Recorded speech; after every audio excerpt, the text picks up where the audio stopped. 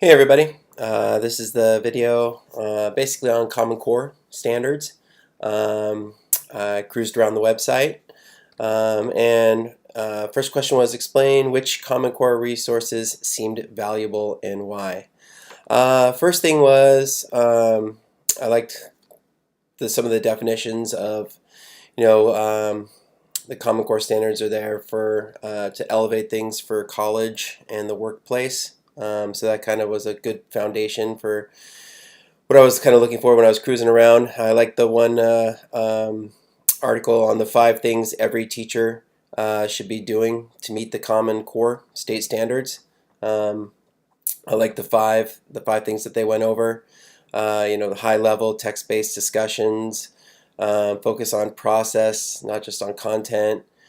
Teach argument, not persuasion. I thought that was especially important. Increase text complexity. Quit reading Harry Potter and let's get into something. And create assessment for real audiences with real purpose. I think sometimes it's a little light, even when I read my kids stuff. I ask them uh, what was the assignment. I think it's good to be challenged. Especially in the classroom. And if we're going to challenge them, as athletes and in PE and that type of stuff, then the challenge should be equal in the classroom.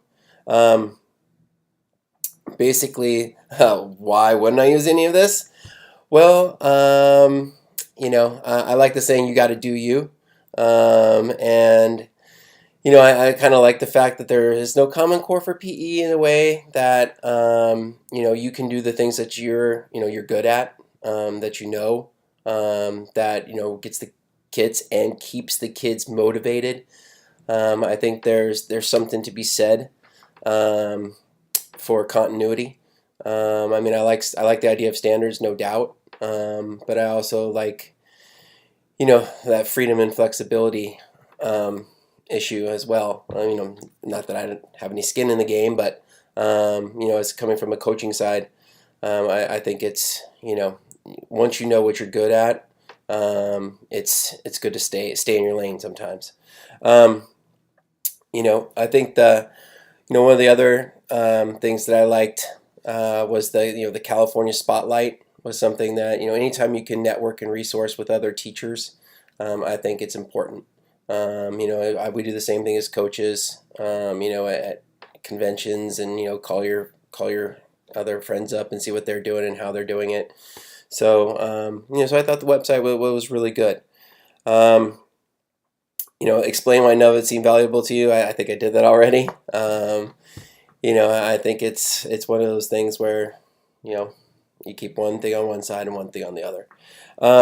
How could you use this new information to make your PE lesson more with the 4 C's? Well, I think if you're coaching, athletics or doing PE, you better be creative. Um, you have a lot of kids, and you've got a finite amount of time to get through everything. I always used to tell my assistants, your only limit is your imagination of what you can do every day, and you better make it different, or else the kids are going to tune out really quick. So collaboration, I think it's about working together and finding out what's working, what isn't working, both from the staff perspective and the athlete and the student's perspective. Sometimes you say, it looks really good on paper, and then you try and do it, and it's a fail. Usually the athletes are the first ones that pick it right back up and tell you where you went wrong. And so I think that there's a good collaboration is always important. Critical thinking, that goes without saying. You better know why you're doing what you're doing, for what purpose. And communication, that's the key to everything.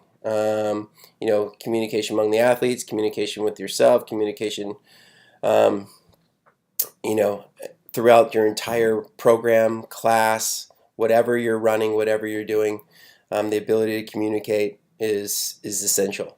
The one thing I didn't see in any of this, which was my pet peeve over the last 5 to 10 years was, how about learning how to personally communicate amongst themselves? Most of my college kids couldn't solve their own problems. They would text each other. They never would actually sit down and talk to each other. And probably most of the time that I spent with my athletes was helping two people communicate face to face, because they have lost that art. Well, that's me rambling.